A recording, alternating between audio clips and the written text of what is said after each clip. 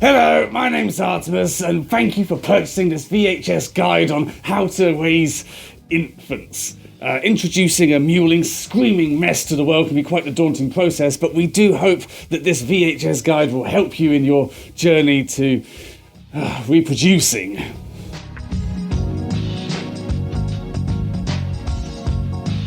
Now, first off, it is highly likely that you have been guilted into wanting to have children through that, biological urge that we're all pre-programmed with, and also the societal expectations, where our society truly values parenthood. But no, there are a great many other reasons you might want to have kids. But those are the big ones. Is your relationship starting to wane? Is the passion not really there anymore? Are you starting to worry that a certain someone might just disappear for good? Well, get pregnant. Have a kid, because, that will lock them in your life 100% permanently forever. And that even if they try to run away, you still get that little bit of money from them as well.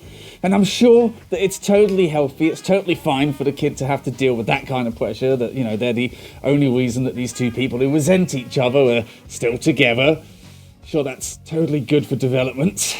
Or perhaps maybe you've fallen on hard times. Maybe your money just isn't going as far as it used to, and you could do just a little boost. Have you considered having a child? Because that opens the door for so many benefits and bits of welfare and support from the government that you can rest easy. I mean, all of the screaming and crying and soiling itself will soon melt away when that first welfare check comes in and you have, some sort of financial value now. Have you reached a point in your life where everybody you went to school with has just sort of moved on and progressed further?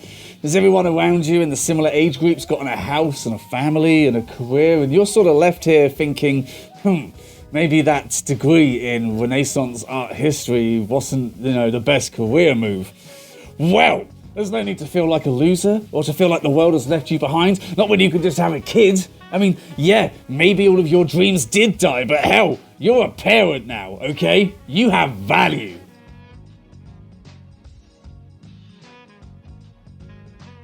So you have done it. You have made that decision that you are going to have children, and that's just going to happen now. But now we have the alleged fun part, the bit that apparently most people seem to enjoy. And here we have decided to do a lot of very scientific research to give you the most accurate and explanatory and detailed way of, doing the thing that gets you the baby. So yes, that's what this little part is all about. A little instructional on how to, you'll see.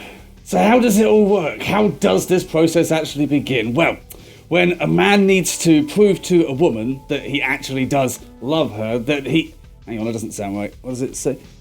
Right, that's a bit more hallmarky. When a man loves a woman, and they get together and their love is detected by the, governing bodies of storks, they detect that love and they decide they're going to send a baby down. So they load up a baby Seriously, stork that's with... just bullshit we tell kids when they ask. Are you sure? That sounds... Yes, I'm sure. I mean, to be honest, I was thinking, that sounds a little bit stupid. I mean, storks, really? They're really stuck-up, snobby bastards. They never do that shit. Okay, back on track. So, when a man and a woman have reached the desired levels of affection to begin a full permanent bond and commingling of their respective gene pools, they apply to the local governing body for a request to have an exchange of biological materials that can thenceforth become, a new sort of sprog-like thing. Where do you get this from? That's nowhere near right. Are you sure? Because that sounds about right. Just keep in mind, I am asexual and this stuff is a little bit fucking So, yeah, maybe I'm not the best one to stand up and do this. Okay, right, so the process starts with each chromosome pairing up and then moving to each end of the cell, and, the nuclear membrane breaks down and then the cell starts to pinch in the middle. And as it pinches, it starts to split, and then suddenly, boom, you have two separate cells, and that's how you do it. That is the time-honoured way, and it's kind of romantic in its own sense. At least I think so. Okay, we've done a little bit of googling, and apparently that's not right. But the real method is just fucking... Wow, what the fuck? Are you sure this is how it's supposed to be? Okay, so... Yeah, I can't put all this up, so we're just going to do the cliff notes. So the male of the species injects his penis into the vagina, and and then he invades that whole area with stuff. Google is a thing, okay? Maybe just check that out, because there's plenty of info on there. Almost too much. Almost too much.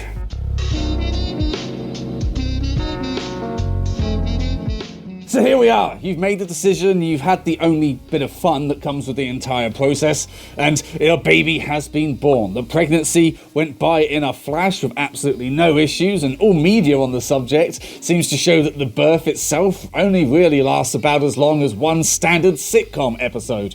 So here you are, you have this little wiggling, screaming mess of a human in your arms. What are you to do next? Well, infants can be truly wondrous things indeed. I mean, foals, for instance, baby horses, they can actually get up and walk and potentially even run straight from birth. And then you have things such as snakes, which can independently hunt and completely take care of themselves from the second they hatch, which is incredible. So therefore, you know, the apex predator of the entire world, the most advanced species on the planet, must be able to do some incredible things from the second they burst screaming into this shitty world.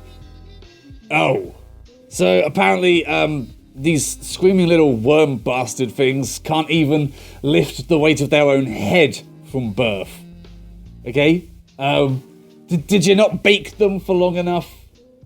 Are they not done yet? What the fuck? But yes, in any case, they're here now, and that is going to be your problem for the next, well, at least 18 to 20 years. Unless, of course, you have elected to become a deadbeat parent and you are seeking to run away, in which case we would prefer that you use the time-honoured traditions of just going for a pint of milk, for instance, or going out for some smokes. We've got to keep these stereotypes and tropes alive. But back to the baby itself. So what exactly can you expect at this very young, very early stage of its development? Well, unfortunately, nothing good, really. So these babies, they don't actually have the ability to listen to reason at this stage or to communicate in any meaningful way. Instead, they opt for emotional blackmail, where they basically just scream the house down and cry whenever they need something, or want something, or sometimes for no reason whatsoever. Because apparently that is a more valuable way of communicating than, you know, just going, excuse me, it's time for me to suck on a tit, please. Yes, you will find that the baby will scream and cry and just utterly destroy your ears at any given moment for any reason, or sometimes no reason whatsoever, which, you know, usually are traits that one would consider rude or selfish or cuntish even, but when it comes to an infant, you are apparently supposed to just call them cute and smile.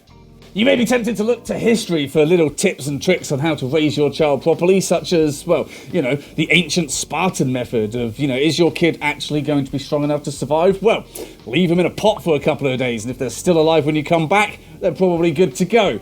My legal team is advising me not to actually advise that you do that, because that's probably going to get you in trouble with numerous laws, and well, they're telling me it's immoral. I mean, survival of the fittest, yo, but okay, I get it. We're not going to condone this at all. Some things are left in the past, but yeah. You should also be prepared for your baby to leak. They leak a lot from their eyes, from their mouth and their nose and other areas as well that we won't talk about. In fact, it seems like a hell of a lot more comes out of this little thing than you actually put into it. So make sure you have plenty of absorbent surfaces and be prepared for most soft surfaces in your world to get completely ruined, really.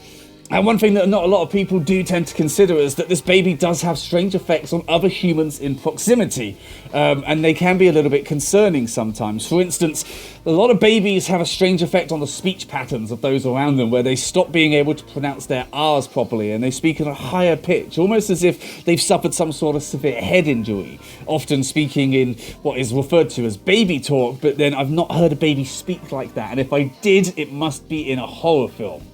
This isn't even the only thing. Sometimes they can bring out bizarre traits of human behaviour, such as cannibalistic tendencies. The many times I've heard a parent exclaim how cute certain parts of the body of this infant are, but their response is to say, "It's so cute, I could just eat you up." It's a little bit terrifying. Like, in nature, if something says it's going to eat you, you should be fully prepared to fight for your life. But apparently this is just cute and expected. Humans, man, I don't fucking get it either. But yes, that concludes chapter 1 of this long and exhaustive series on how to raise infant humans. And if you do need to continue this, then I suggest popping in VHS tape number 2. So, your toddler is being a little arsehole, huh? So, what do you think? I think we're gonna get sued.